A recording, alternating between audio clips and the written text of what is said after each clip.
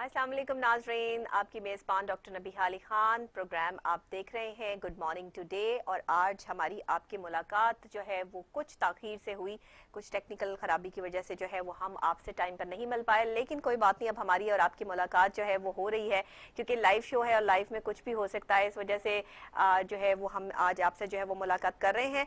और ख़ास तौर पर कल आपने मेरा प्रोग्राम देखा हो तो टुडे स्टोरी में मैंने डिस्कस किया था कि तैयारा हादसा केस के हवाले से जो रिपोर्ट जो है वो पेश की गई है, उसमें कौन कौन से चीज़ा चीज़ा नकात जो है वो पेश किए गए।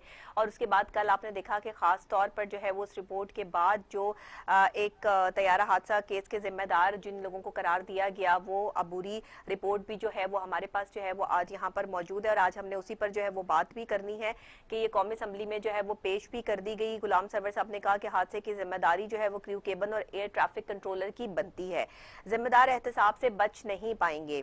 वफाकी वजीर हवाबाजी गुलाम सरवर खान ने कौमी असम्बली में इज़हार ख्याल करते हुए तैयारे के पायलट्स और तिब्बी तौर पर जहाज उड़ाने के लिए उन्होंने कहा कि वो फिट थे, लेकिन पायलट ने दौरान परवाज किसी किस्म की तकनीकी खराबी की निशानदही नहीं की। इब्तदाई रिपोर्ट के मुताबिक तैयारा परवाज के लिए 100 फीट जो है फीसद फिट था और जहाज लैंडिंग के वक्त जो है वो 72-20 फीट की बुलंदी पर था, 72,020 फुट की बुलंदी पर था। और कंट्रोलर ने 3 बार पायलट की तवज्जो ऊंचाई की जानिब दिलवाई। ये रिकॉर्ड पर है कि जहाज के लैंडिंग गियर खोले गए। ये वो रिपोर्ट है जो इन्होंने पेश की है। गुलाम सरवर का ये भी कहना था कि 10 नॉटिकल माइल पर जहाज के लैंडिंग गियर खोले गए और 5 माइल पर लैंडिंग गियर दोबारा बंद किए गए। जहाज रनवे पर रगड़े खाता रहा, इंजन काफी हद तक मुतासर हुआ। पायलट ने जहाज को दोबारा उड़ाया, कोई हिदायत नहीं ली। पायलट ने एयर ट्रैफिक कंट्रोल की हिदायत को नजरअंदाज किया। अबूरी तहकीकात रिपोर्ट में कंट्रोल टावर और पायलट की कोताही सामने आई है। एटीसी ने जहाज के रगड़ खाने के बाद भी हिदायत नहीं दी। अब देखिए, बात यह है कि ये सारी चीजें और ये सारे जो एक रिपोर्ट पेश की गई है, ये जो वहां पर हुआ, जिस तरह से हुआ, ये तमाम जो कन्वर्सेशन होती है, चीज़ें होती हैं, ब्लैक बॉक्स में मौजूद होती हैं। और वो वहां से जो है वो चीज़ें इकट्ठी करके, शवाहिद इकट्ठे करके एक रिपोर्ट जो है वो तैयार कर दी गई है। और सबसे खास बात जो इस रिपोर्ट में पेश की गई, उन्होंने कहा है कि जी वॉइस रिकॉर्ड से पता चला है कि पायलट आखिर तक कोरोना की गुफ्तगू करते रहे। पायलट और को पायलट के फोकस ना होने पर सानेहा पेश आया। चित्राल तैयारे का वाकया तकनीकी खराबी की वजह से पेश आया था। पायलट की जाली डिग्रियां भी एक बदकिस्मती है। सबसे बड़ी बात जो सामने आई है इस तैयारा केस में, उन्होंने कहा है जी पायलट्स की जाली डिग्रियां हैं और पिछली हुकूमतों ने जो है वो जाली डिग्री रखने वाले पायलट्स को जो है वो भर्ती किया, जिसकी वजह से जो है वो इतने ज्यादा जो है वो हादसात जो है वो पायलट्स की वजह से जो है वो रोनुमा होते हुए नजर आते हैं।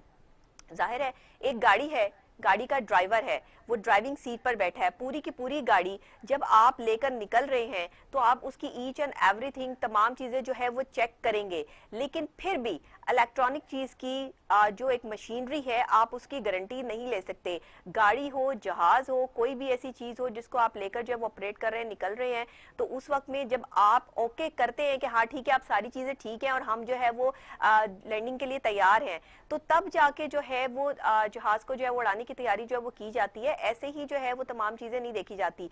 ये जो एक कैप्टन है जिसने स्टीयरिंग पे बैठना है, जिसने एक जहाज उड़ाना है, जिसने एक गाड़ी चलानी है, जिसने व्हाटएवर कुछ भी जो है वो करना है, जो जिस सीट पर बैठा है, जब तक वो ओके नहीं करेगा और वो अपनी रिस्पॉन्सिबिलिटी को प्रॉपर तरीके से नहीं पूरी करेगा, तब तक तो मामला नहीं होते। लेकिन टेक्निकल खराबी कहीं भी हो सकती है, किसी भी तरह हो सकती है। और एक जहाज जो है वो टेक्निकली तौर पर अगर कहीं पे भी जवाब दे जाए तो अनफॉर्चुनेटली काफी दफा जो है वो हादसा इसी तरह रोनुमा होते हैं कि कंट्रोल टावर से जो है वो राब्ता जो है वो मुनकता हो जाता है, आवाज सही तरीके से जो है वो कैप्टन को नहीं आ रही होती है।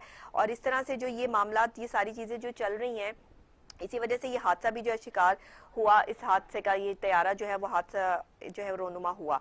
अब ये इस तरह का हादसा पहली दफा नहीं हुआ, और भी हादसा इस तरह के जो है वो होते रहे हैं। कल हमने इस पे बात करने के लिए जो है वो हमारे साथ ऑन कॉल मौजूद है विंग कमांडर नसीम अहमद साहब। आज भी हमारे साथ ऑन कॉल मौजूद हैं, क्योंकि आज तो ये प्रॉपर जो है वो रिपोर्ट गुलाम सरवर साहब ने जो है वो पेश कर दी है। और इस हवाले से जो ये नकात सामने आए हैं, इस पर जरा रोशनी वही बेहतर डाल सकते हैं कि वाकई ही जिनकी गलती ठहराई गई है, ये गलती वहीं से है या मामला कहीं और से भी जो है वो खराब नजर आ रहा है।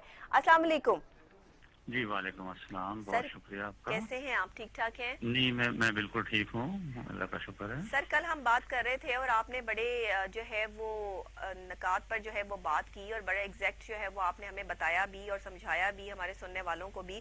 मैं चाहूंगी कि आज जो हमारी ये रिपोर्ट आई और उसके बाद ये जाली डिग्रियों वाली बात भी सामने आई और फिर सारी गलती जो है वो पायलट की और आखिर तक कोरोना वायरस के हवाले से बात करते रहे, उनकी कंसंट्रेशन जो है वो पूरी की पूरी नहीं थी।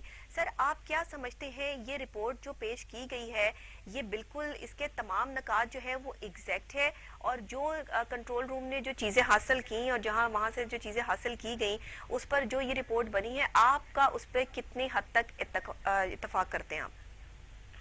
हाँ, देखिए इस रिपोर्ट में और जो वजीर हवाबाजी ने पार्लियामेंट में बयान दिया है, जी इन दो चीजों में रिपोर्ट तो बहरहाल टेक्निकल है जी और ये जो चीजें इन्हें मिली हैं वाकयातन जी उनके ऊपर मबनी है, बिल्कुल ठीक। कॉकपिट वॉइस रिकॉर्डर से हम्म। और जो डेटा इन्हें मिला है जी और जो रनवे पे इन्होंने देखा है, तो वो जो रिपोर्ट है वो एक किस्म की टेक्निकल रिपोर्ट है टेक्निकल रिपोर्ट है, ठीक। और उसमें कुछ चीजें नहीं है। ठीक। उसमें कोई ऐसी बहुत कुछ मिसिंग ऐसी है? चीज नहीं है कि जिस पर बहुत बड़ा एतराज करें, क्योंकि अभी तो इन्वेस्टिगेशन में अच्छा, एतराज वाली बात नहीं है, ठीक हो गया। हाँ, ठीक हो लेकिन वजीर हवाबाजी की पार्लियामेंट में बातें हैं, मसलन गया। पहली चीज जी जाली डिग्रियां। जी जाली डिग्रियां। तो जाली डिग्रियों का ताल्लुक बहुत फ्रेंकली मैं आपको बताऊं जी सर।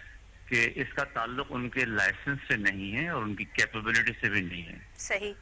क्योंकि माजी है 40-50 पायलट्स को किसी किस्म की शुरू में जरूरत ही नहीं होती थी, अच्छा। क्योंकि जी बिल्कुल जरूरत नहीं होती थी। फिर बहुत वक्त गुजरा तो उन्हें जैसे हमारे माहौल में तालीम बढ़ती है और सही पायलट को भी चीजों को टेक्निकल चीजों को समझने के लिए सही। ज़ाहिर है इंग्लिश लैंग्वेज की जरूरत पेश सर आएगी। आपके कहने का मतलब ये है कि टेक्निकली तौर पे पायलट का स्ट्रांग होना ज्यादा जरूरी समझा जाता है बजाय कि उसकी डिग्री को जो है वो जरूरी जो है वो बिल्कुल तस्वुर मैं किया जाए। ये कह रहा हूँ कि डिग्री एग्जैक्टली की सही। कानूनन जरूरत नहीं थी। ठीक ठीक। 1970 तक भी मैट्रिक पास काफी होते थे, मैट्रिक पास अच्छा।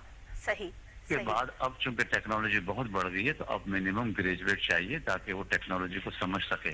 ठीक ठीक। तो अब हुआ ये था कि जो पायलट 30 साल पुराने थे, 40 साल पुराने थे और कहीं से डिग्री की रिक्वायरमेंट आ गई, तो उन्होंने मजबूरन डिग्रियां हासिल की होंगी। मेरा कहने का मतलब ये कि ये डिग्री जो है अच्छा ना, अच्छा। ये इसको ये इतना मैटर ज्यादा नहीं करती, इसको इतना जितना प्ले ना हाईलाइट किया करें। जाए। अच्छा अब सही। आए जाली लाइसेंस की जो बात की है, ठीक है ठीक है ठीक। जाली लाइसेंस और बगैर यानी इम्तिहान किसी और ने दिया और वो पास जी हो गए, जी जी बिल्कुल, ये बड़ी ये अजीब सी ये बात है। इंतहाई इंतहाई अहमकाना बात कर रहे हैं हाँ वो। जी, वही जाली अजीब सी बात लाइसेंस है। अगर किसी के पास है, हाँ ये कोई स्कूल का सर्टिफिकेट नहीं है, ये सिविल एविएशन अथॉरिटी का एक बहुत बड़ा डिपार्टमेंट है बिल्कुल सही। और वो कोई एक विजिट जो है सही कह रहे हैं।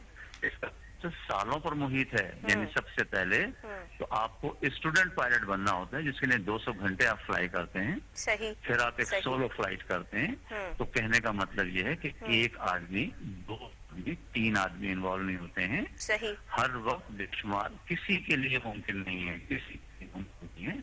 हाँ ये होता है कि पायलट के इस पर्टिकुलर हादसे में और बहुत से पुराने हादसात में सिर्फ एक ही चीज कॉमन नजर आती है, जी जाली लाइसेंस नहीं है। जी जाली लाइसेंस अगर है तो फिर सिविल एविएशन अथॉरिटी के लोगों को वो लाइसेंस पेश करें पब्लिकली अखबारों में, जिन्होंने साइन करके अप्रूव किए हैं और हर 6 महीने बाद अप्रूव कर रहे हैं। हर 6 महीने में रिन्यूअल सही होता है, सही ठीक है। सही सही तो वो सही तो सिस्टम से आप निकाल दें। वजीर हवाबाजी को रिजाइन कर देना चाहिए अगर ऐसा हो।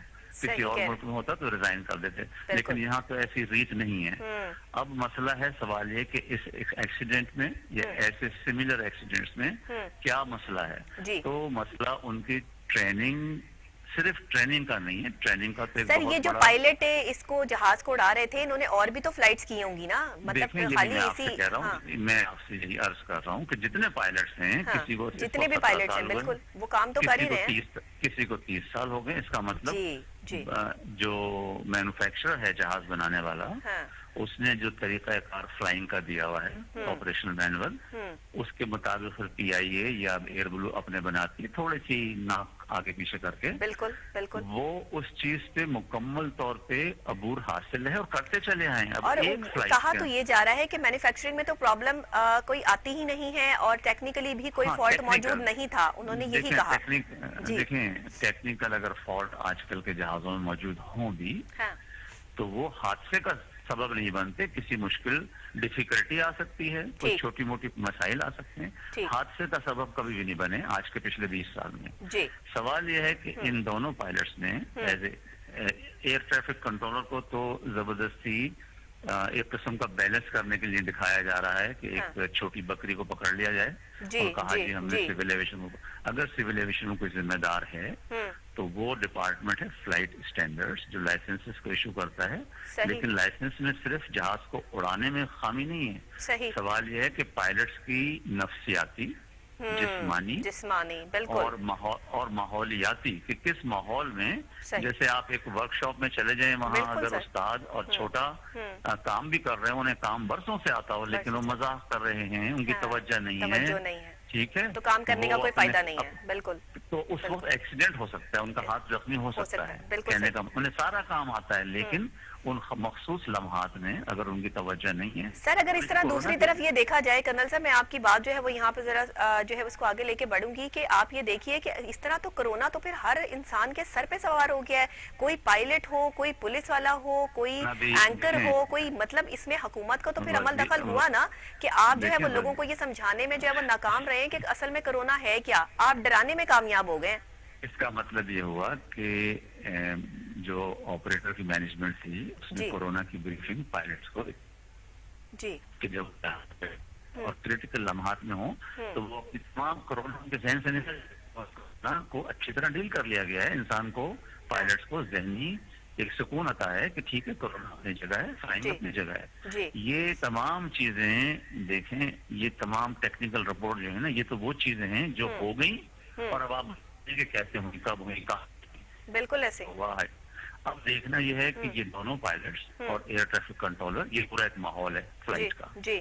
इन तीनों ने, इनको जो माहौल मिलता है पाकिस्तान में, जो इसमें मैनेजरियल प्रोसेस, जो कि मैनेजमेंट का काम है, ठीक है जी, बिल्कुल ये इन दोनों पायलट्स को एक जहाज के साथ एयर ट्रैफिक कंट्रोलर को, ये इन तमाम चीजों को पीछे से कौन कंट्रोल कर रहा है? सही सही। इनको पीछे से कंट्रोल कर रहे हैं, इनके प्रोसीजर्स, इनकी मैनेजमेंट की प्रैक्टिसेस, इनका वो माहौल, क्योंकि यही तमाम चीजें दुबई में भी कंट्रोल हो रही हैं, अमेरिका में भी कंट्रोल हो रही है, बिल्कुल इसी तरीके से कंट्रोल हो रही है। ठीक है, ठीक। तो तमाम चीजों की अब इन्वेस्टिगेशन चाहिए, और अगर इनके पास पावर्स हो तो इसकी इन्वेस्टिगेशन के लिए इनको उन तमाम प्रोसीजर्स, वो तमाम पूरा माहौल, वो कैसा माहौल था जिसमें लोगों का क्या, जिसको हम कहते हैं ना कि क्या माहौल है, जी जैसे स्कूल में क्या माहौल है, बच्चे टीचर। सर वजीर हवाबाजी के हवाले से अगर बात कर ली जाए, जो बयानात वो जिस तरह की बात जो है वो कर रहे हैं, उस पर 100% तो इत्तेफाक अगर आप जो है वो करते हैं या आप कहते हैं कि जी हाँ ये सारी चीजें ठीक है, उन्होंने तो पिछली हुकूमतों पे सारी जिम्मेदारी जो है वो डाल दी है और हादसा तो इनकी अपनी हुकूमत में हुआ है। अगर जिम्मेदार पायलट है या एयर ट्रैफिक कंट्रोलर है, जो भी है, जो चीजें भी इन्होंने जो है वो पेश की हैं, इसमें कुछ चीजें मिसिंग हो सकती हैं जिनकी अभी रिपोर्ट्स आना जो है वो बाकी हो सकती हैं, या मजीद कोई और तहकीक या तस्दीक जो है वो मजीद करनी चाहिए। मैं, आप क्या कहते हैं, आपका क्या ख्याल है इसमें? देखिए मैं आपको, चूंकि ये मामला एक तरफ इंतहाई टेक्निकल भी है, सिस्टम से कॉम्प्लेक्स है, सुनने वाले आवाम हैं, पॉलिटिशियंस हैं, मुतासरीन हैं, इसलिए बहुत मुश्किल हो जाता है। इसलिए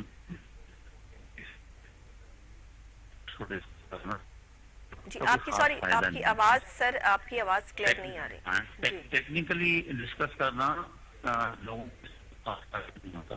जी चीज ये है, आवाज सही आ रही है? जी जी जी अब आ रही है जी। अच्छा देखें, मैं आपको एक वाकया बता दूं कि कनाडा जो है वो लीड करता है इन्वेस्टिगेशंस में दुनिया को, ठीक है? बिल्कुल बिल्कुल। वहाँ पर भी इन्वेस्टिगेशन जब टेक्निकल होती है तो यही पता चलता है जी रनवे पे आप आए, आपसे ये गलती हुई, ठीक है? ठीक ठीक। उन्होंने एक कमीशन बना के एक इन्वेस्टिगेशन की, और उन्होंने कहा कि जनाब सेफ्टी सिस्टम को इम्प्रूव करना है, ठीक है, और ये जो चीजें डिटरमिन होती है ना कि पायलट ने ये किया, लैंडिंग गियर अप किए, लैंडिंग गियर डाउन किए, नीचे आया, जहाज से टकराया, इसके बाद अब इन्वेस्टिगेशन शुरू करें कि ये हालात क्यों पेश आए, क्यों पेश आए, ठीक है। और उसकी इन्वेस्टिगेशन के लिए जितने सीईओज हैं, हम्म एविएशन डिवीजन है, उनसे पता किया जाए कि आपने किस किस्म की मैनेजमेंट दी हुई है हमारे मुल्क में। सर देखिए, मैनेजमेंट की गलती तो हर जगह पे नजर आ रही है, निशानदेही जो है वो करने की जरूरत तो मौजूद नहीं है। जाहिर है ये तमाम इदारे पे तमाम लोगों पर बात आती है। एक गलती जो जाहिर इतना बड़ा नुकसान, जानी नुकसान जो इतना हुआ है, उसके हवाले से जवाब दे तो फिर मैनेजमेंट होती है, काम जो जाहिर है वो करना पड़ता है। ये बेशक पायलट की गलती है, कंट्रोल रूम की गलती है। चला गया ना, जी बिल्कुल, वो तो चले गए, वो तो यहाँ मौजूद नहीं है। बिल्कुल, आप उन्हें क्या सजा देंगे? हाँ वही ना, आप उन्हें क्या सजा देंगे? बिल्कुल ऐसे ही वो है। पायलट पहली दफा नहीं गए हैं। हाँ। पायलट तो आप 20 साल से जा रहे हैं। 20 साल से जा रहे हैं, बिल्कुल सही बात है। और फिर पहली ये फ्लाइट तो वजीर नहीं ली। हवाबाजी हाँ। का जो अंदाज था कि 20 बंदे मारो, 40 मारो, हाँ। ये क्या कोई मजमा लगाया हुआ था उसने? मतलब इतने इस कदर इलिटरेट पर्सन कि इतनी बड़ी ट्रेजेडी हुई भी है, जी और वो जी मारो। जी अरे जी। किसने मारे हैं? क्या पायलट ने मारे हैं? अच्छा, वैसे बयान देने का और तरीक़ेकार का हमेशा से हुकूमत का जो है वो एक निराला अंदाज रहा है, और अल्फाज के चुनाव और इस्तेमाल जो है वो तो बिल्कुल हुकूमत के जो नुमाइंदे हैं उनके लिए ज़रा मुश्किल काम रहा है, मुश्किल टास्क रहा है। इस हुकूमत में ये एक चीज़ तो हमें ख़ास तौर पे नज़र आई है, और वही हमने जो है वो गुलाम सरवर खान साहब की जो है वो जो कल उन्होंने एक प्रेस कॉन्फ्रेंस की है, कहते हैं मुझे बहुत सारे लोग कह रहे थे ये प्रेस कॉन्फ्रेंस अभी ना करो, अभी कुछ देर ठहर जाओ, लेकिन मैंने कहा नहीं जी, मैं अभी करूँगा।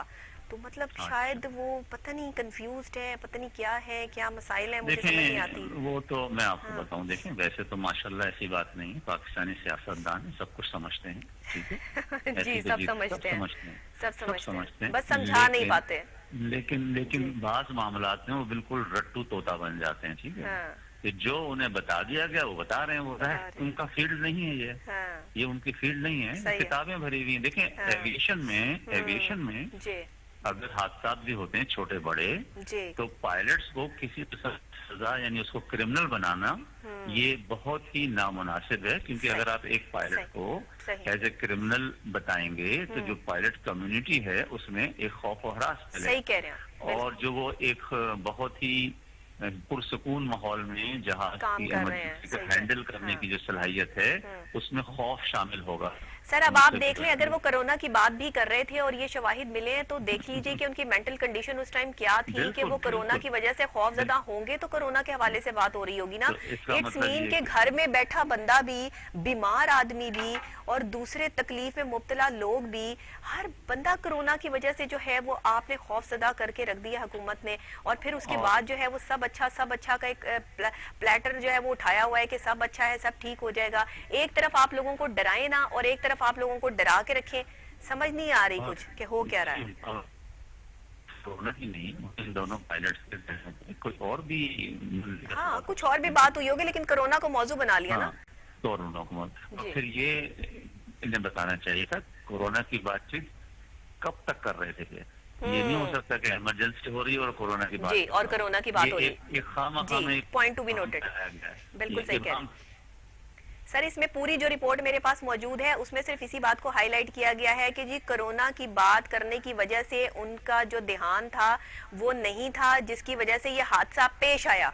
अब आप खुद सोचें कि जाहिर आप सही कह रहे हैं कि जिस वक्त खुदा ना खास्ता ये मामला हो रहा होगा उस वक्त तो नहीं वो कोरोना को डिस्कस कर रहे होंगे, जाहिर है कुछ देर पहले की बात होगी। बिल्कुल एक एक सेकंड रिकॉर्ड होता है, एक एक सेकंड रिकॉर्ड होता है, बिल्कुल सही कह रहे हैं आप। अब इस बात को बेस बना के ये बात जो उन्होंने ये जो इंटरनेशनल सिविल एविएशन की स्टैंडर्ड्स हैं उसके मुताबिक ये जो इंफॉर्मेशन होती है पायलट्स की प्राइवेट पायलट्स के पायलट्स के मेडिकल रिकॉर्ड्स, ये तमाम सब CVR की बात है, ये सब को एक कानूनी तहफ़्फ़ुज़ दिया गया, यानी इनको पब्लिक नहीं करना चाहिए। बिल्कुल ऐसे ही है, लेकिन पब्लिक तो हो गई अब। हाँ तो ये भी अगेन पता चलता है कि उनको चूंकि नहीं पता कि इंटरनेशनल सिविल एविएशन स्टैंडर्ड्स क्या हैं, उन्होंने उनका ख्याल नहीं रखा। सही। तो जो बाहर इंटरनेशनल देखें, जब हैरान कर रहे हैं कि हमारे मुल्क के 40% सर लाइसेंस होता जारी ये है हैं। कि जब ऐसी चीजें सामने आती हैं तो और लोग, जैसे आपने कहा कि और पायलट्स हैं, पायलट्स कम्युनिटी में जो है वो खौफ हरास फैलता है और वो मेंटली तौर पर जो है वो डिस्टर्बेंस फील करते हैं। जाहिर है एक डिस्टर्बेंस तो क्रिएट हो ही गई है, इस रिपोर्ट के बाद जो हम्म, है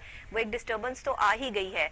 अब दोबारा से मेंटली तौर पे उसी तरीके से स्ट्रॉन्ग करना, अब हमारे पास कोई ऐसे शोबों में कोई ऐसे माहिर नफ्सियात, कोई ऐसे साइकेट्रिस्ट मौजूद नहीं है जो प्रॉपर तरीके से ट्रेन करें। अगर हैं तो वो उस तरीके से करते नहीं है, जिसकी वजह से मेंटली तौर पे हमारी हर फील्ड में लोग जो हैं वो एक्टिव नजर नहीं आते।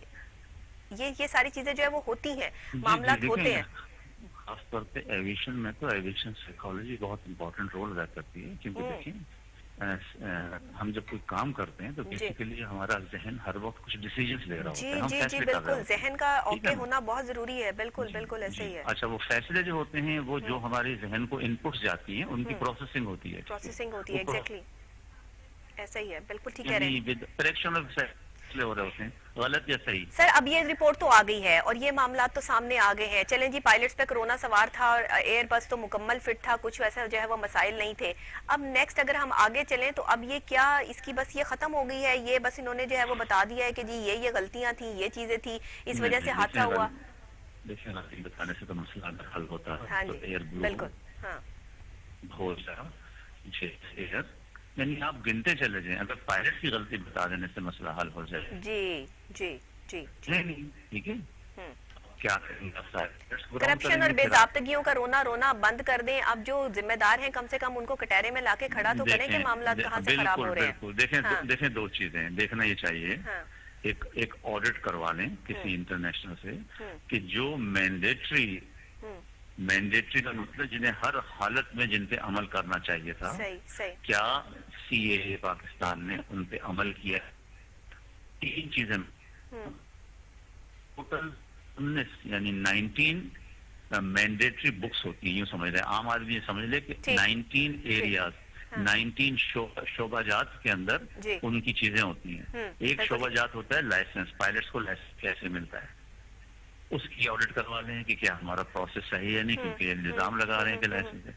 उससे ज्यादा एक अहम और एरिया होता है जिसको हम कहते हैं कि जहाज की टेक्निकली फिट होना। जी बिल्कुल ठीक, तो बिल्कुल ठीक। चूंकि हमें 40 साल से कोई जहाज टेक्निकली एक्सीडेंट का बायस नहीं हुआ है, ठीक। तो ये डिपार्टमेंट जिसको हम एयरवर्दीनेस डिपार्टमेंट कहते हैं, इनकी हौसला अफजाई करनी चाहिए, इनकी तनख्वाहें बढ़ानी चाहिए, इन्हें पब्लिकली सलूट करना चाहिए। सही। इसके बाद एक एरिया होता है जिसमें हम कहते हैं कि हादसा ना हो, जी।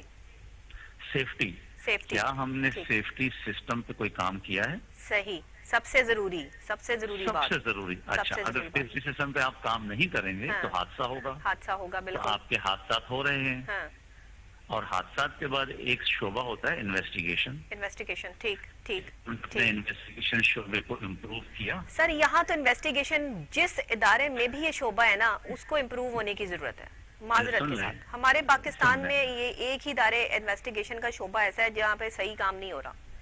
देखें, सेफ्टी को हमने इम्प्रूव नहीं किया तो एक्सीडेंट हुआ, एक्सीडेंट हुआ, बिल्कुल इन्वेस्टिगेशन को इम्प्रूव नहीं किया तो दोबारा एक्सीडेंट हुआ। बिल्कुल ऐसे ही है। और तीसरी चीज है जिसकी नजर किसी की तरफ जाती नहीं, ना वजीर हवाबाजी बात करेंगे ना कोई, वो है कि जो एयर क्रैश यानी क्रैश के बाद जो फैमिलीज हैं, तकरीबन जिनकी तादाद लेट से 90 फैमिलीज अगर हो गई, अच्छा। तो उनके तकरीबन 1000 मुतासरीन है ना, माँ जी। बाप बहन, ठीक है। हाँ, सही। उनको लुक आफ्टर करने के लिए भी इंटरनेशनल सिविल एविएशन ने बड़ी ही जबरदस्त किस्म के हिदायत दी हैं। रूल्स हैं, सही सही। देखो, कानून बनाएं, हाँ सही। सरकार बनाएं, आप किसी को जिम्मेदार ठहराएं कि जब हादसा हो जाएगा तो उन फैमिलीज को किस तरह लुक आफ्टर किया जाएगा। कैसे लुक आफ्टर, यहाँ तो कुछ है ही नहीं, इस पे भी कुछ नहीं किया। कुछ नहीं तो किया। ठीक है, हाँ यानी तीन चीजों पे कुछ नहीं किया, सेफ्टी पे, हाँ इन्वेस्टिगेशन पे, इन्वेस्टिगेशन पे, बिल्कुल। और जो मुतासरीन चूंकि आपके हादसे पे उनकी हादसे हो कोई, रहे हैं हाँ कोई उनके साथ रूल्स, कोई उनको प्रोटेक्शन, आप कोई, ठीक। इन्वेस्टिगेशन बोर्ड को चाहिए कि मुतासरा फैमिलीज के बयानात ले, सही सही। उनके बयानात ले तो उसे पता चलेगा कि क्या किस किस्म की ट्रेजेडी होती है। सही सही कह सिर्फ रहे technical investigation is not the part of the whole process. हैं, सही कह रहे हैं।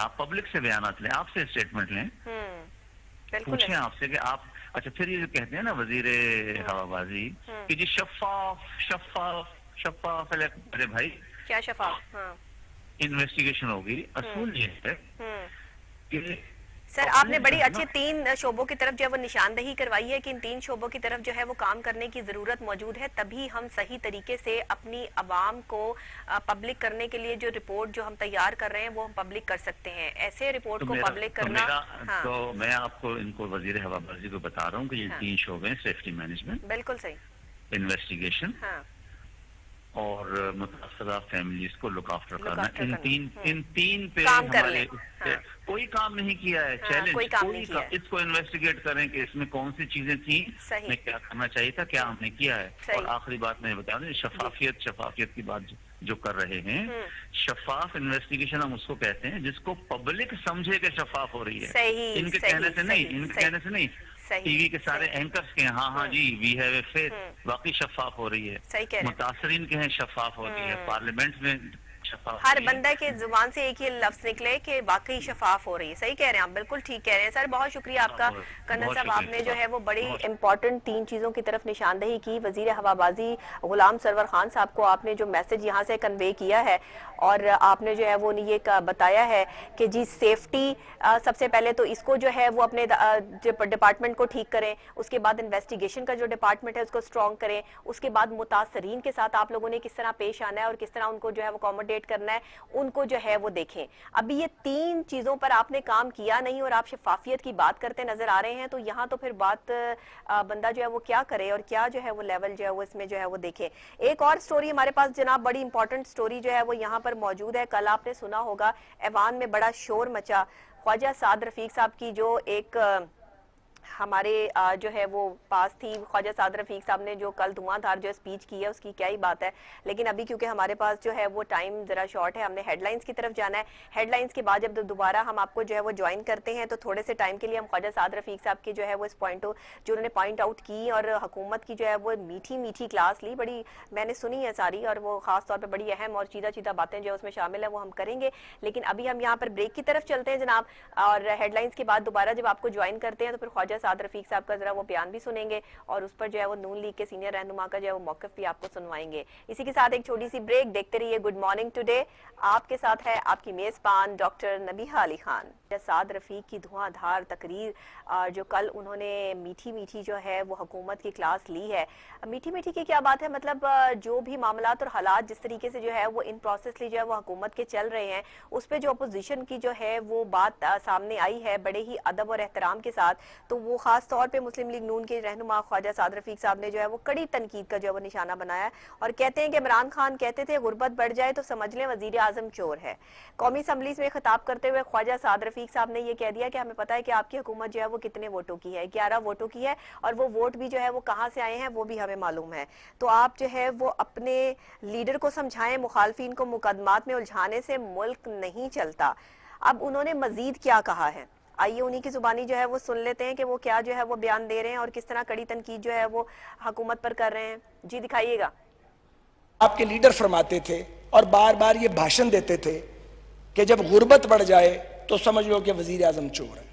वो फरमाया करते थे और वो बाकायदा नकलें उतारते थे कि कशकोल लेकर फिरते हैं और मुझे शर्म आती है, मैं तो खुदकुशी कर लूंगा। अल्लाह ना करे वो कभी खुदकुशी करें, लेकिन आपने पाकिस्तानी कौम को खुदकुशियों पर मजबूर जरूर करती है। आप ये देखिए, अब 2 साल हो गए आपको आए, आपको मुकाबला करना था भूख का, बेरोजगारी का, गुर्बत का, नाइंसाफी का। आपको मुकाबला करना था इंडियन एग्रेशन का, आपने मुकाबला किया सिर्फ अपोजिशन का, और उसके बाद उस आजाद मीडिया का जो आप पे तनकीद करता है। आपने ये भी नहीं सोचा कि ये वही लोग हैं जो आपकी हुकूमत लाने वालों में शामिल थे, आपने उनको भी टारगेट कर दिया। बिल्कुल सही।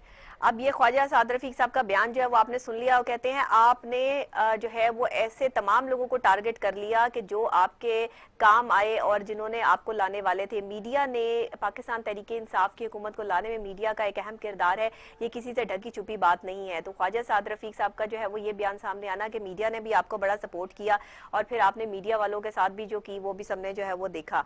बहरहाल जी बात इतनी सी है कि पाकिस्तान की बात है और पाकिस्तान की किसी हुकूमत की बात नहीं है। जो अच्छा परफॉर्म करेगा वो अच्छा रहेगा, जो नहीं अच्छा परफॉर्म करेगा उसे तनकीद का निशाना तो जाहिर बात है बनाया जाएगा।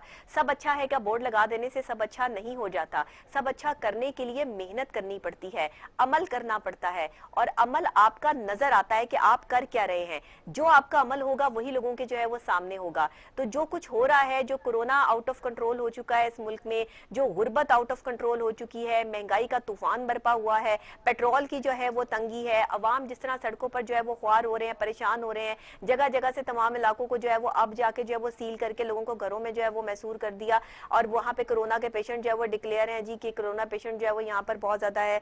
तो ये सारे मामलात, ये हालात, जो चीजें पहले करने वाली थी वो बाद में की जाती हैं।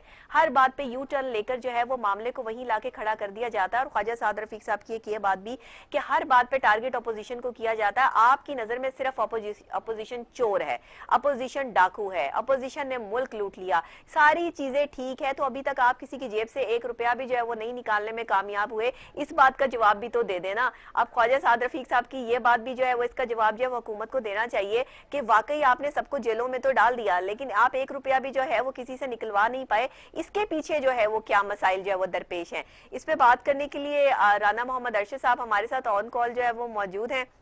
आजकल जो है वो मुस्लिम लीग नून को रिप्रेजेंट कर रहे हैं तमाम चैनल्स पे। तो राना साहब अस्सलाम वालेकुम। जी वालेकुम अस्सलाम। राना साहब जी, आप खैरियत से? जी अल्लाह का शुक्र, ठीक ठाक। आप सुनाइए, आप खैरियत से हैं? ठीक ठाक जी अल्हम्दुलिल्लाह रब्बिल आलमीन। ख्वाजा साद रफीक साहब की धुआंधार तकरीर और हुकूमत को आड़े हाथों लिया, बरस पड़े हुकूमत पर, तमाम तनकीद को भी जो है वो बड़े तरीके से जो है वो उन्होंने किया, लेकिन उन्होंने कहा कि सिर्फ अपोजिशन को निशाना बनाने से बात नहीं बनती है, अगर आपने मुल्क को चलाना है तो फिर आपको काम करना पड़ेगा। क्या कहते हैं आप ख्वाजा साद रफीक की? जाहिर है आपके सीनियर रहनुमा हैं और आप भी माशाल्लाह जो है वो सीनियर रहनुमा है मुस्लिम लीग नून के। तो अब ये बात किस तरफ जाती है? बात तो हो गई, कर तो दी, लेकिन अब जाती किस तरफ है? आपकी बात को लिया किस तरह है हुकूमत ने? बिस्मिल्लाहिर्रहमानिर्रहीम। डॉक्टर साहब, मैं आपके टीवी टुडे टीवी चैनल का, आपके चेयरमैन साहब का और की पूरी टीम का शुक्रिया अदा करता हूं, जो कि कोरोना के आरूज के बावजूद अपने फराइज मुनसिबी को अल्हम्दुलिल्लाह ऐसे तरीके से निभा रहे हैं। जो आपने फरमाया ख्वाजा साद रफीक साहब, क्योंकि ख्वाजा साद रफीक साहब एक पॉलिटिकल वर्कर हैं। बिल्कुल। मुस्लिम स्टूडेंट फेडरेशन से लेकर यूथ विंग, और यूथ विंग के बाद मुस्लिम लीग, और मुस्लिम लीग के बाद बतौर MPA, बतौर MNA, फेडरल मिनिस्टर, और उसके बाद मैं अर्ज करूंगा कि उनकी वालदा जो थी वो इलेक्टेड मेंबर सबाई असेंबली थी। उनके वालिद साहब जो हैं वो एक नजरियाती रहनुमा थे जो शहीद हुए। इसलिए मैं अर्ज करना चाहता हूं कि ख्वाजा साद रफीक साहब की जो तकरीर और स्पीच थी वो कतन जज्बाती नहीं थी, वो हकायक पर मबनी थी। उन्होंने बड़े प्यार और मोहब्बत के साथ साथ एक एक बात करके उसको समझाया।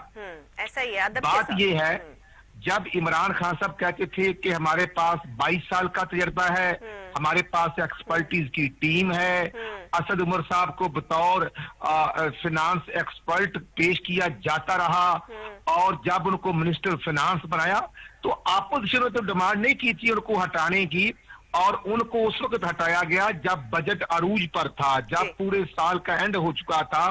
शेख हफीज साहब जो आजकल उस सीट पर लाए गए हैं, वो काफ लीग के दौर में भी मिनिस्टर फाइनेंस के तौर पर काम करते रहे, और जिन अदवार को करप्ट कहा जाता है, जरदारी साहब का दौर हो या हमारा दौर, तो वो जरदारी साहब के दौर में 3.5 साल फाइनेंस मिनिस्टर रहे हैं। बात ये है राना साहब के जो भी कुछ होता है अपोजिशन को भुगतना पड़ता है, अपोजिशन पर उसका मलबा जो है वो डलता है कि पिछली हुकूमतों में ये होता रहा, इस वजह से सारी जिम्मेदार जो पिछली हुकूमतें हैं। चले जी, अगर आप भी हुकूमत जिम्मेदार हैं, आप लोगों ने ये तमाम चीजें खराब की हैं, तो अब इनके पास जो है वो बॉल जो है वो इनकी कोर्ट में है ना, अब सब कुछ जो है वो ठीक करने की कोशिशों को जो है वो तेज तो करें। मैं उसी तरफ आ रहा हूँ जो आपका पॉइंट है, क्योंकि आप माशाल्लाह ग्रास रूट्स को समझती हैं, बड़ी फहमो फरासत है, मैं आपका शुक्रिया अदा करता हूँ। अर्ज ये है कि जो साद रफीक साहब ने बात की, अपोजिशन को दबाने के अलावा, अपोजिशन को दीवार के साथ लगाने के अलावा कोई और एजेंडा नहीं। पहले दिन की इमरान खान साहब की कैबिनेट मीटिंग से लेकर पहले दिन मियां नवाज शबाज शरीफ फैमिली, नून लीग और एंड तक यही एजेंडा है। कौन है शिजाद अकबर साहब? जब इनके ही मिनिस्टर ने 3 हफ्ते पहले गुलाम सरवर साहब ने कौमी असेंबली में कहा कि हमारी कैबिनेट में वो लोग हैं नॉन इलेक्टेड जिनको हम नहीं जानते, तो ये इससे बड़ा सवालिया निशान क्या है? तो वुज़रा आपस में एक दूसरे के खिलाफ बातें करने शुरू हो गए हैं। जो फवाद ने बात की, जो फवाद चौधरी ने बात की और ख्वाजा साद रफीक ने वही बातें इंडोर्स की। कैबिनेट मीटिंग में आज तक 72 साल में इस तरह के मामला नहीं आए थे जिस तरह एक दूसरे की तज़हीक की गई है। इसलिए मैं अर्ज करना चाहता हूं कि खान साहब खुद फरमाते थे कि जो कैप्टन होता है, जो प्राइम मिनिस्टर होता है, वो अपनी टीम का चुनाव करता है और कैप्टन पर ही जिम्मेदारी होती है। तो आज मैं अर्ज करना चाहता हूं कि कैप्टन जो है वो नाकाम हो चुके हैं। कैप्टन ने चुनाव किया, जब इनके पास एमएनए और जो है वो खलफशार मौजूद है, अंदर से ही एक दूसरे से मुतमईन नहीं है, अंदर से ही एक दूसरे से जो है वो लड़े हुए हैं, खफा ये डॉक्टर साहब आज नहीं जो हमारे कायद मियां मोहम्मद नवाशी साहब ने बात की और जो शबाशी और अपोजिशन ने कि हम इनको गिराना नहीं चाहते, ये तो खुद ही गिर रहे हैं। और क्योंकि इनकी फाउंडेशन जो है वो रेत पर बनी हुई है और वो बिल्कुल दलदल में खुद नहीं पलटे। राणा साहब, अभी तो पाबंदी आयद कर दी है वजीर आजम साहब ने कि कोई वजीर जो है दूसरे वजीर के खिलाफ बात नहीं करेगा। हुक्मनामा जारी हो गया है कि कोई नहीं किसी के खिलाफ बोलेगा। मैं कहना चाहता हूँ ये नौबत डॉक्टर साहबा, ये नौबत क्यों आई? आज काम करना है कोरोना का। आज चीनी माफिया अरूज पर 52 रुपए चीनी थी तो वो 90 की बजाय 95 रुपए हो गई है। उसके रेट कम नहीं हुए और वो चीनी माफिया खुद हुकूमत में है। कैसे टार्जन तरीन साहब को आप क्या कहते हैं, ये 6 महीने की हुकूमत रह गई है क्या? ये जो मामलात हो रहे हैं, जो ये बयान सामने आ रहे हैं, इनकी हकीकत क्या है? अब तो दोस्ती भी हो गई फवाद चौधरी साहब और असद उमर साहब के दरमियान में। अब तो जो है वो उस्मान डार साहब ने सुलह भी करा दी है, तो ये मामला भी जो सामने आ रहा है, पहले लड़ाइयां करते हैं फिर जल्दी जल्दी सुलह भी हो जाती है। अच्छा, कुछ घंटों के दरमियान में ही हो जाती है, ज्यादा टाइम नहीं लेते। यकीन करेंगे मैं मुनासिब नहीं, लेकिन जरूर कहना चाहूंगा वक्त, ये अली बाबा 40 चोर हैं और इमरान खान साहब इनके सरगना हैं और जुल्फी बुखारी से लेकर ड्यूबल नेशनैलिटी ये आपको पता है कि 2 सेनेट के मेंबरान को कोर्ट ने फारिग किया था और आज ड्यूबल नेशनैलिटी वाला। थोड़ा सा राणा साहब हम बात को जो है वो जो है लपेटेंगे इस काइंड ऑफ सेंस में कि मेरे दूसरे जो है वो सेगमेंट का टाइम भी जो है वो हो गया। हाँ जी, मैं ये कहूंगा कि जो साद रफीक साहब ने कि वो हकायक पर मबनी है, जो बुजरा और अपोजिशन की तस्दीक की जा रही है, इसकी जिम्मेदार गवर्नमेंट है और आगे कोई प्राइम मिनिस्टर नहीं बनेगा, आगे कोई वजीर नहीं बनेगा। इनका एजेंडा ही है हमने अल्हम्दुलिल्लाह ग्रोथ रेट 5.8 पर लेके ये 72 साल में नेगेटिव ले गए। हमारे दौर में सोने का जो 1 तोला था 51,000 का था और इनके दौर में आज 1,08,000 तक पहुंच चुका है। डॉलर 170 तक पहुंच चुका है और खुद खान साहब कहते थे जब डॉलर 1 रुपया बढ़ता है तो प्राइम मिनिस्टर चोर होता है। आज आटा माफिया कौन है? चीनी माफिया तो छोड़ो, आटा माफिया कौन है? पेट्रोल माफिया कौन है? खुद कैबिनेट में बैठे हुए आज 27 दिन हो गए हैं, पूरा महीना गुजर गया है। वजीर आजम साहब को भी बेचारों को मेरा समझ नहीं आ रही कि हो क्या रहा है उनके साथ। और डॉक्टर साहबा मेडिसिन के नाम पर दोबारा महंगी कर दी गई। जी, मेडिसिन महंगी हो चुकी है, बिल्कुल। राजा क्यानी ने मेडिसिन में अरबों रुपए कमाए, नैब में केस गया, किसी ने नहीं पूछा। 200 रुपए वाली गोली जो है वो 2400 रुपए की जो फरोख्त हो रही है। पकड़ लो शबाशी साहब को। हाँ, हमजा शबाशी को 13 महीने हो गए, उनको अंदर ही रखना है। राना सनाउल्लाह साहब के पीछे, शाहिद खान अब्बासी के पीछे, एहसन इकबाल के पीछे। मैं समझता हूँ ये अपोजिशन के साथ जो कर रहे हैं इसका नुकसान मुल्क का हो रहा है, मुल्क दिवालिया हो चुका है। शेख रशीद ने खुद कहा था कि कोरोना से पहले ही मुल्क दिवालिया हो चुका था। तो मैं अर्ज करूंगा इंतहाई अदब से, खान साहब क्रिकेट खेलना और है, हुकूमत चलाना और है। क्योंकि आपके पास 7 साल आपने खैबर पख्तूनख्वा की गवर्नमेंट चलाई, आप एक हॉस्टल नहीं बना सके और आप वहां पर BRT बना रहे हैं। तो वो जो 22 अरब का मनसूबा था वो 100 अरब से क्रॉस कर चुका है।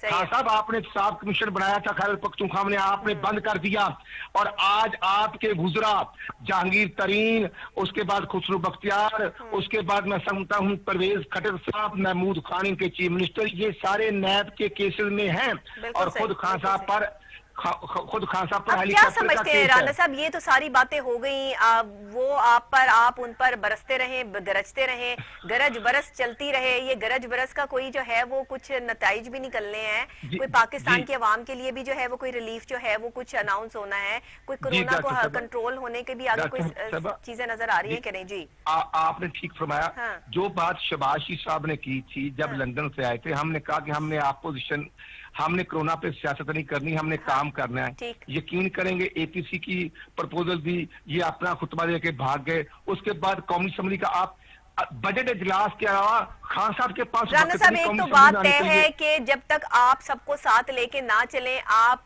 कहीं पे भी बैठे हों, ये हुकूमत की बात नहीं है, आप किसी भी जगह पे बैठे हों, जब तक आप लोगों को साथ ले जाने के, रखने के, उनको परखने के, उनके मशवरे के आदी ना हो, बेशक आप उनके मशवरे पे अमल करें ना करें, आपकी अपनी मर्जी है, लेकिन जब तक आप सब लोगों को जो है वो साथ लेके चलने के आदी ना हो, तब तक आपकी कामयाबी जो है वो अटकी रहती है, आप कामयाब नहीं हो पाते। मैं सिर्फ आधा मिनट मैं ये अर्ज करूंगा, हमारे कैद मोहम्मद नवाशी साहब, शबाशी साहब और हमारी जो CWC हमारा ये फैसला है, हम हुकूमत नहीं कराना चाहते, हम कहते हैं ये काम करें, ये डिलीवर करें। और ये खुद ही जो इनके वुजरा हैं, वो जो गुलाम सरवर साहब ने बात की, उनके होते हुए मईद यूसुफ साहब को जब स्पेशल एडवाइजर लगा दिया गया हवाबाजी का, तो वो आपको पता है कि प्राइम मिनिस्टर के साथ बैठकर प्रेस कॉन्फ्रेंस में बैठा होता था। जब ये इग्नोर करेंगे, इनका एक पॉलिटिकल वर्कर जो वो है अली साहब, जो सर उनका तो ये दुख ही खत्म नहीं हो रहा गुलाम सरवर साहब का कि इतनी करप्शन हुई, इतनी बेजाब्तियां हुई, जाली डिग्रियां आप लोगों ने जो है वो पायलट भर्ती कर लिए, और जो लोग पायलट थे उनको इम्तिहान देने नहीं दिया, उनकी जगह दूसरे लोगों को इम्तिहान दिलवाए। आज मैं समझता हूँ जो ये बातें कर रहे हैं, सिविल एविएशन का DG 2 साल से नहीं है, तो ये हमने रोका हुआ इनको कि काम ना करें। और अगर कोई सिटिंग सरकारी मुलाजिम के पास चेयरमैन का एडिशन चार्ज या PA करे, तो उसकी जिम्मेदार ये है, ये नाहल है। सर इनके सितारे ना चेक कर लिए जाएं कि इनके सितारे क्या कह रहे हैं। मैं अर्ज ये करना चाहता हूँ, इनके सितारे प्रॉब्लम तो नहीं आ रही, इनके सितारे जो कर रहे हैं, लेकिन इनकी हरकत की वजह से 22 करोड़ आवाम का जीना हराम हो चुका है। आटा 1610 रुपए से लेकर 2400 रुपए तक आटा पहुंच चुका है। चने की दाल जो 65 रुपए की थी वो 190 रुपए 180 रुपए की हो चुकी है। पेट्रोल जो है पूरी दुनिया में सस्ता फ्री मिल रहा है, यहाँ पर आज भी 75 रुपए में और नहीं मिल रहा। कौन है ये गवर्नेंस नाम की कोई चीज है नहीं। अच्छा, पॉइंट आउट करवाएं तो उसके बावजूद भी मामला जो है वो हल होते नजर नहीं आते। आप लोग के इतने चीखने चिल्लाने बात करने का भी कोई जो है वो फायदा तो होता नहीं सर। डॉक्टर साहब, जो इनके MNA ने बात की, राजा रियाज ने और वो शराज साहब ने, उन्होंने कहा कि जो रेट 10% था वो 30% हो गया, करप्शन का रेट, कमीशन का रेट। एक सिटिंग MNA इनकी पार्टी का ये कह रहा है जी। और फिर जिस तरह फवाद चौधरी ने कहा कि पार्टी की अंदरूनी झगड़ों की वजह से हम नाकाम हो चुके हैं, हमारे पास 5-5.5 माह का वक्त है। हकीकत ये है कि इमरान खान की जिद की वजह से वो जमहूरियत की जो मैं समझता हूँ। बिल्कुल ठीक है राणा साहब, आप ठीक कह रहे हैं। राणा साहब बहुत शुक्रिया आपका कि आपने जो है वो इस पर जो है वो बात की, और साथ ही आपने जो ख्वाजा साद रफीक को जो है वो जिस तरह से डिफेंड किया, वो भी आपकी बात जो है वो सब ठीक है। ये सारे मामलात और हालात जो है वो बिल्कुल आप ठीक कह रहे हैं, आप अपनी जगह पर ठीक हैं, पर हुकूमती नुमाइंदों से अगर बात करें तो ऐसा लगता है कि वो अपनी जगह पर ठीक है, उनको शायद कुछ संभालना नहीं आ रहा, कुछ करना नहीं आ रहा। अब वजीर आजम साहब का भी जो है वो उनके जो सितारे हैं ना वो दूसरों के सितारों के साथ मैच नहीं कर रहे, जिसकी वजह से जो है वो मामला खराब हो रहे हैं।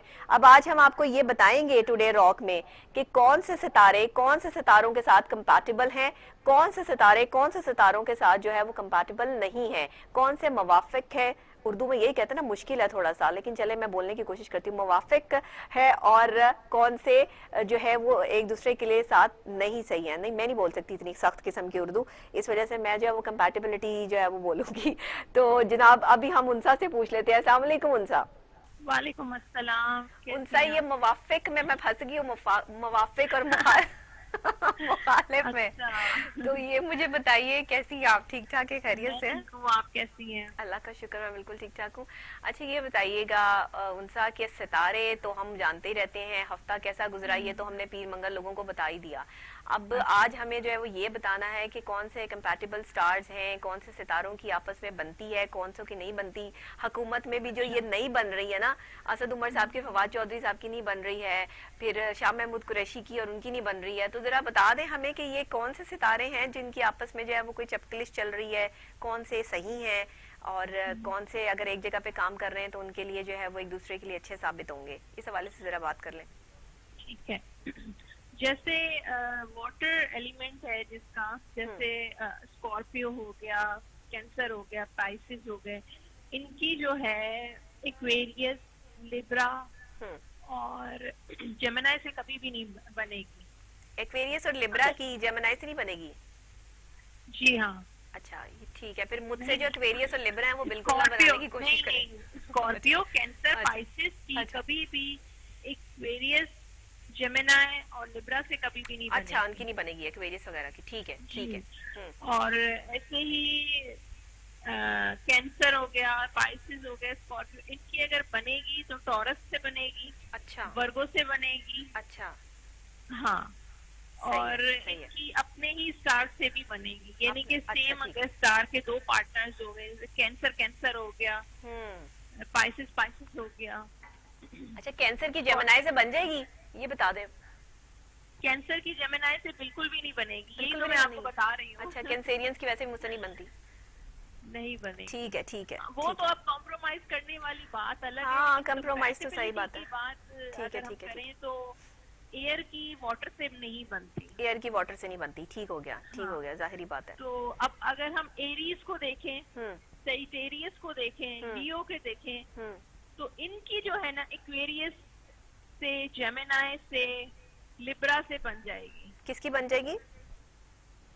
लियो की, लियो की बन जाएगी, अच्छा ठीक है एरीज की, सेजिटेरियस की, क्योंकि ठीक ये है। लोग फायर इनका एलिमेंट है, तो इनकी एयर सही, से सही, बन सही, जाएगी, बन यानी जाएगी। कि जेमिनी से बन जाएगी, एक्वेरियस से बन जाएगी, इनकी लिब्रा से बन जाएगी। अच्छा इनसे बन जाएगी, ठीक है हाँ। ठीक है ठीक तो है। ये कंपैटिबिलिटी है आपस के, जैसे अब लियो है, एरीज है, सेजिटेरियस है, अब दो लियो उनकी आपस में बन सकती है, हालांकि दोनों ठीक डोमिनेटिंग स्टार्स हैं, हाँ लेकिन फिर भी एक दूसरे की सुन लेंगे, मतलब एक दूसरे से लड़ झगड़ के लेकिन चलती रहेगी। प्यार होगा, कंपैटिबिलिटी होगी, सही सही क्योंकि सही फायर जिनका एलिमेंट है वो उनको गुस्सा बहुत ज्यादा आता है। सही सही सही, बिल्कुल सही तो कह रही ये हैं है। आप, बिल्कुल सही कह रही हैं। खतरनाक तरीन सितारे इस टाइम कौन से जा रहे हैं जिनकी आपस में बिल्कुल बननी ही नहीं है? एक्वेरियस हम्म कैंसर की नहीं बनेगी अच्छा एक्वेरियस और कैंसर ये, की नहीं हाँ, बनेगी, अच्छा ठीक। हमेशा ये लोग है ना कॉन्फ्लिक्ट, क्योंकि कैंसर जो है बहुत इमोशनल और सेंटिमेंटल, केयरिंग, सेंसिटिव स्टार है। सही। एक्वेरियस जो है ना बहुत प्रैक्टिकल स्टार है। सही सही कैंसर हमेशा ये कहेगा कि प्यार, इमोशंस चाहिए, और एक्वेरियस जो है वो हमेशा प्रैक्टिकल बात करेगा। सही सही सही सही, दो मुख्तलिफ सिमतों के लोग हैं। हाँ, ऐसे लोग तो बिल्कुल शादी भी ना करें आपस में, मोहब्बत भी बिल्कुल ना करें। तो नहीं चाहिए, लेकिन हो भी जाती है। हाँ हो भी लोग जाती है। स्टार्स को कहाँ देखते हैं, हाँ ये है। बिल्कुल सही तो है। बस अच्छा जरा ये भी बता दें कि इस टाइम जो जॉब के हालात हैं वो कहाँ पर, कौन से सितारों के जरा ठीक जा रहे हैं, आगे कहाँ कौन से स्टार्स की जॉब को मिलने की कोई अच्छी निशानदेही है? क्योंकि मुझे पीछे से कान में आवाज आई है, जरा वो भी पता कर लें। मैं वर्गो के इश्यूज चल रहे हैं कैरियर के।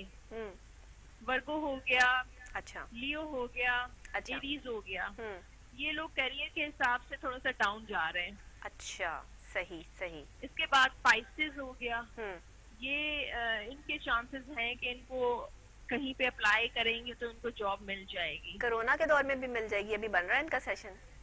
हाँ देखिए, आजकल तो हालात ऐसे हाँ हालात चल ऐसे रहे हैं हैं, बिल्कुल। लेकिन स्टार्स के हिसाब से देखें तो इनकी जो लक है वो फिर भी दूसरे स्टार से अच्छी चल रही है। अच्छा बेहतर जा रही है, जेमिनी हो गया, ठीक है पाइसिस हो गया, ठीक है टॉरस ठीक है। हो गया। ठीक है ठीक है ये जरा बेहतरी की तरफ जो है वो है। बेहतरी की अच्छा, तरफ तो ये बताइएगा कि ऐसे सितारे कौन से हैं कि जो अभी फिलहाल उन्हें काफी टाइम तक जो है वो वेट करना पड़ेगा और उनकी जॉब के भी आगे से सिलसिले नजर नहीं आ रहे, शादी के भी प्रोसेस नजर नहीं आ रहे, मतलब चीजें रुकी हुई हैं, कौन से ऐसे सितारे हैं जहाँ पे चीजें रुकी हुई हैं? जून का जो मंथ अगर हम देखें, मई से लेकर जून तक का देखें और जुलाई के फर्स्ट वीक तक, स्कॉर्पियो जो है उनकी शादी के मसले सही और लव लाइफ जो है वो डिस्टर्ब, अच्छी नहीं चल रही। सही सही सही।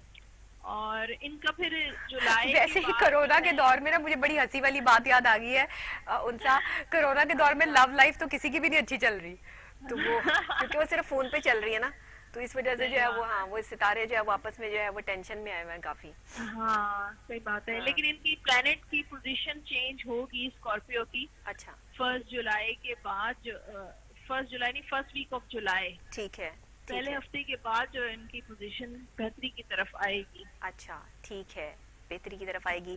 अच्छा, ये आप ऐसे जो इस टाइम आप जो कंडीशन बता रही हैं, तमाम सितारे जो है वो इस वक्त चल तो रहे हैं, कोई भी रुका हुआ सितारा तो मुझे मेरा ख्याल है नहीं, आपने जो है वो ऐसे कोई जो है वो डिस्क्रिप्शन दी या कोई पॉइंट आउट किया कि कोई इस तरह का? हो सकता है किसी के लाइफ में हो रुकावटें हो, आप सदकात दे सकते हैं, सदकात दे सकते हैं, बहुत ज्यादा मसले हैं, प्रॉब्लम बता दें जिन सितारों की प्रॉब्लम आ रही है ना उनको सदकात बता दें ताकि ये चले, एक भला भी हो जाएगा लोगों का।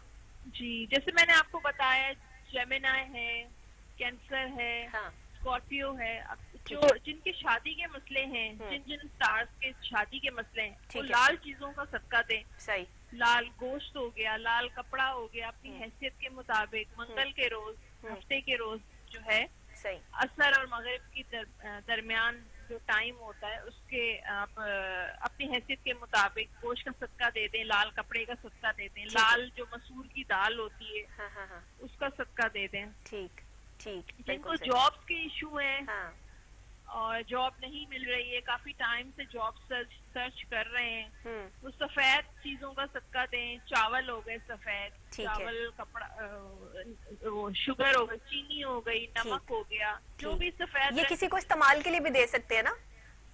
हाँ, इस्तेमाल के लिए देंगे ना। किसी गरीब को दे दें, मुस्तहिक को दे दें। सही, वो क्वांटिटी की कोई मसला नहीं है, मिकदार का कोई मसला नहीं है कि 1 किलो देना है या 4 किलो। आप इस नियत से दें कि आप अपने काम की के लिए जो है वो ये कर रहे हैं। एक दफा नहीं देना है आपने, हर हफ्ते देना है। हर हफ्ते देना चाहिए। कितने हफ्ते देना होता है ये सदका जो है वो? कितने? 7 हफ्ते दें। 7 हफ्ते देना होता है, ठीक है। हाँ बिल्कुल, ये पॉइंट है ना, ये मतलब जरूर बताना जो है वो जरूरी है कि ये 7 हफ्ते। और असर और मगरिब के दरमियान कोशिश करें कि असर मगरिब के दरमियान दें। लेकिन बाज़ औक़ात बंदा ज़हन से निकल भी जाता है या कहीं और बिजी हो जाता है, तो किसी भी वक्त दे सकते हैं। ठीक है ठीक है ठीक है उनसा, बिल्कुल ठीक है उनसा, आपने बहुत अच्छा जो है वो हमें इस वक्त जो है वो सिलसिला जो है वो बताया, कंपैटिबल स्टार्स के हवाले से भी और नॉन कंपैटिबल स्टार्स के हवाले से भी। बहुत शुक्रिया आपका, इंशाल्लाह फिर भी आपको जो है वो हम जहमत देते रहेंगे।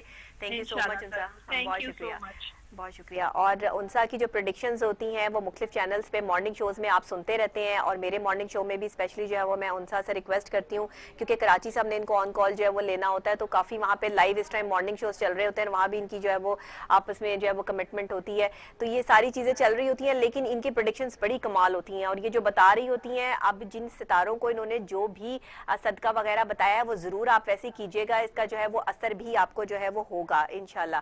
और मुश्किलात, परेशानियाँ हर दौर में हर शख्स के साथ होती हैं।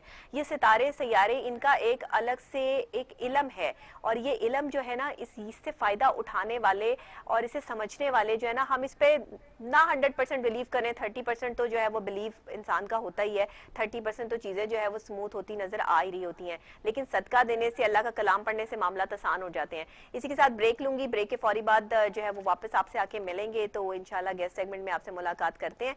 तो आपने प्रोग्राम छोड़ के कहीं नहीं जाना है, स्क्रीन से उठना नहीं है, बस आप चाय का एक कप पी सकते हैं, मैं भी चाय पी लेती हूँ उतनी देर तक। एक छोटी सी ब्रेक, हमारे पास गेस्ट सेगमेंट है। गेस्ट में क्योंकि हमने थोड़ा सा प्रोग्राम को जो तरतीब ऐसे दिया होता है कि हमारे जो गेस्ट हैं वो आजकल जो करंट हमारे इश्यूज चल रहे होते हैं, हम उस पर ही जो है वो उनसे थोड़ा सा तबसरा जो है वो उसमें लेते हैं।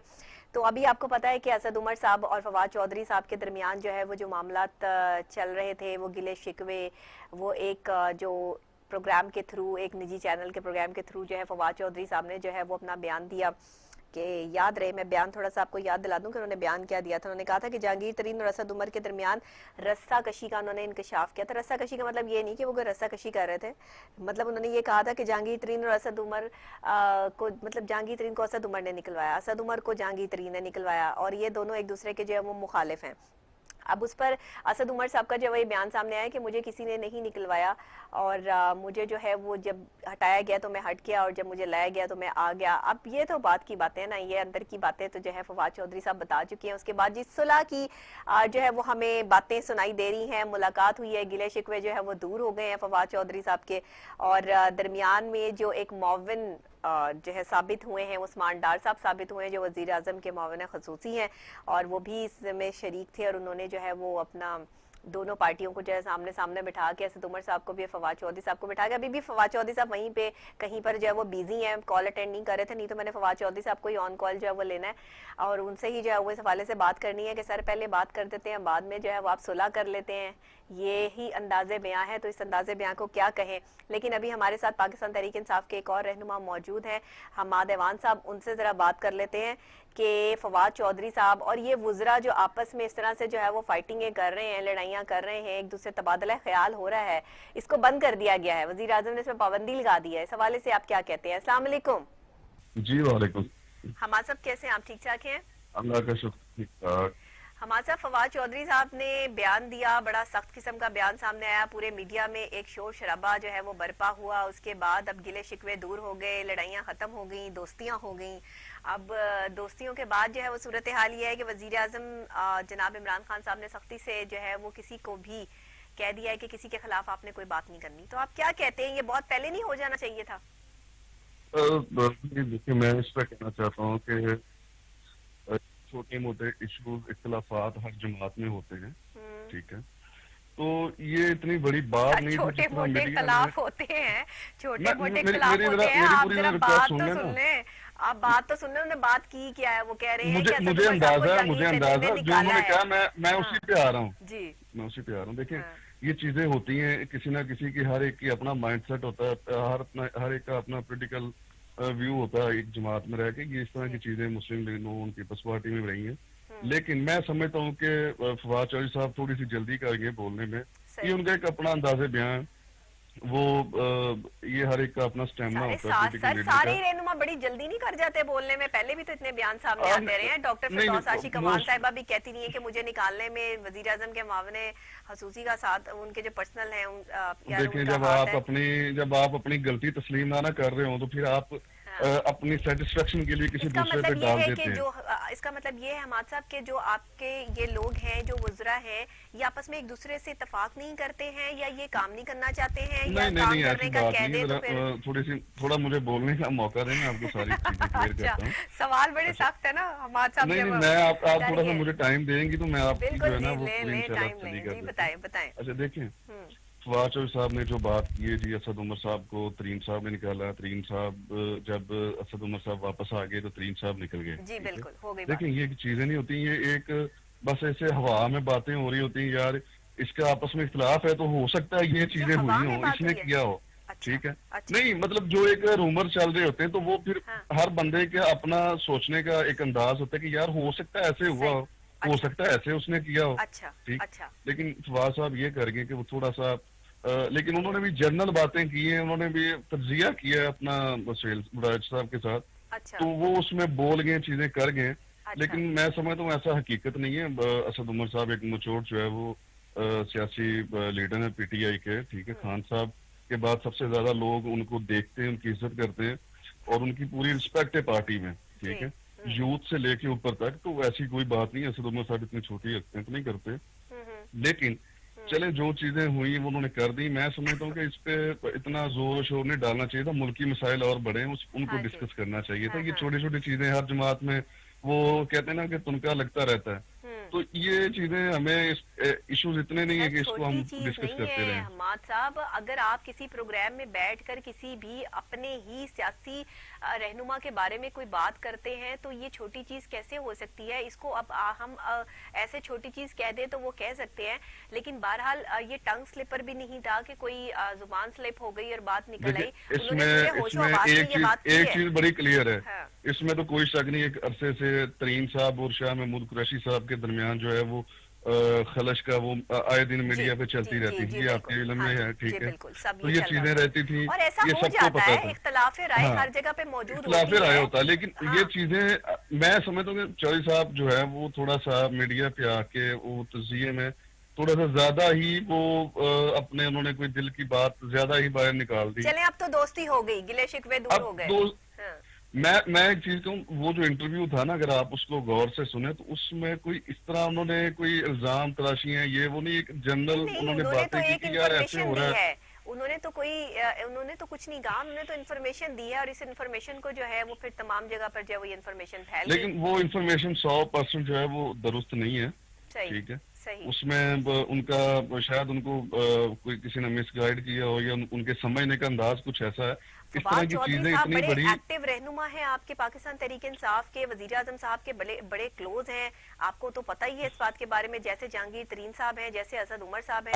अब मैं कुछ चीजें आपको नहीं बता सकता यहाँ पे, वो चीजें फिर हो जाएंगी। आप मुझे बताएं ना, वो आप मुझे लेके शुरू कर देंगे कि आपने ये कह दिया, अब ये हो रहा है, अब ये हो रहा है, तो वो कौन किसके साथ कितना ज्यादा अटैच है ये तो आपने कुछ ना बता के भी हमें बहुत कुछ बता दिया, हमने समझ लिया, ठीक है, ठीक हो गया, ठीक हो गया। तो ये इतना इंशाल्लाह कोई नहीं, अब सुलह होगी, अब सुलह भी नहीं हुई कि वो चीजें जो उनके वो एक होती ना कि चीजें क्लियर कर ली कि यार हाँ ऐसे नहीं था, ऐसे था, ठीक है। तो वो असद उमर साहब, उस्मान डार साहब एक मचोर सियासी लीडर, तो वो दोस्त भी हैं, फवाद चौधरी साहब के भी, असद उमर, तो बैठ के उन्होंने बात कर ली कि यार ऐसे नहीं था। आपका भी इख्तलाफ होगा लोगों से, लोगों का आपसे भी होगा, लेकिन क्या ऐसी बातों को जो है वो ऐसे हाईलाइट करना अच्छा है क्या? मैं समझता हूँ कि ये आप जब गवर्नमेंट में होते हैं ना तो इस तरह की चीजें करना नामुनासिब होती है। इसमें ये होता है कि गवर्नमेंट को नुकसान होता है, लोग फिर लोगों की जो सोच होती है ना वो फिर बड़ी माइनस हो जाती है गवर्नमेंट के बारे में। तो इस तरह की चीजें आप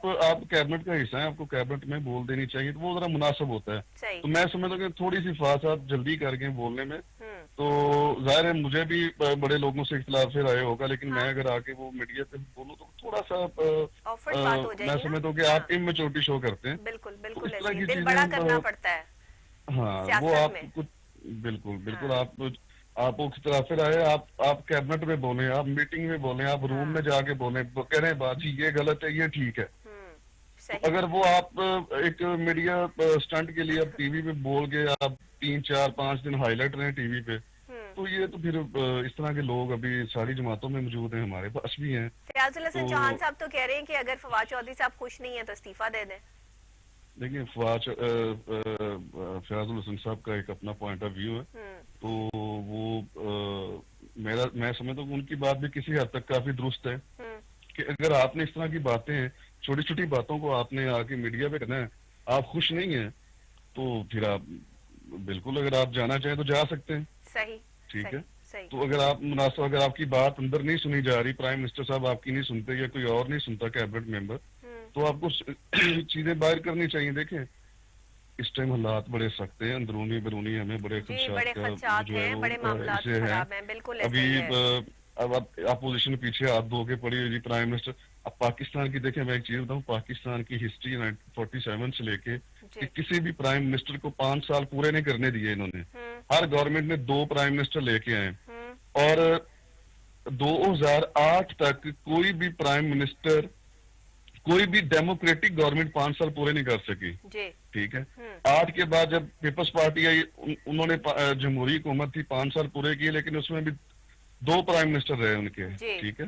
फिर उसके बाद मुस्लिम लीग नवाज आई, वहां पे भी ऐसे हुआ, ठीक है। अब क्योंकि हमारी गवर्नमेंट है, पाकिस्तान तहरीक इंसाफ की गवर्नमेंट, तो यहाँ पे भी हर कोई साजिश में मुलव्वस है। अब कौन कितना सिंसेर है, कौन किसके अंदर दिल में क्या चल रहा है, कौन किस चीज का उम्मीदवार है, किसके क्या ज़हन में है, तो कौन किसके साथ मिलके क्या साजिशें कर रहा है, तो ये चीजें हमें देखनी। ये आप एक और ब्रेकिंग दे रहे हैं हमें?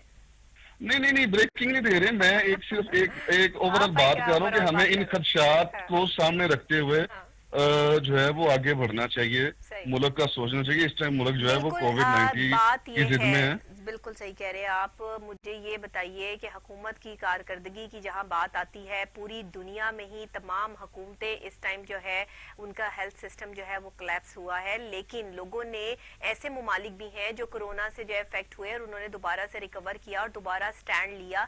पाकिस्तान अब पहले तो आज से कुछ अरसा पहले, महीना पहले भी नहीं आप कह लें, 25 चलें 20 दिन पहले जो है वो ऐसे ममालिक के सफ में खड़ा था जहाँ पे कोरोना वायरस के मरीज ही नहीं थे, बहुत कम थे। और अब जो है यहाँ पर कोरोना के इतने मरीज हो गए हैं कि इलाके सील करने पड़ गए हैं। लाहौर के तो मेरा ख्याल है तमाम इलाके ही सील है इस टाइम पे। देखिए इसकी वजह मैं आपको बताता हूँ। हाँ। पाकिस्तान जो है वो एक, मैं समझता हूँ कि तरक्की पजीर से भी नीचे मुल्क है। जो जिन लोगों ने रिकवर किया है वो तरक्की याफ्ता ममालिक है, उनकी इकोनॉमी, उनकी मईशत, उनके लोग बड़े सेट हैं वहाँ पे, ठीक है।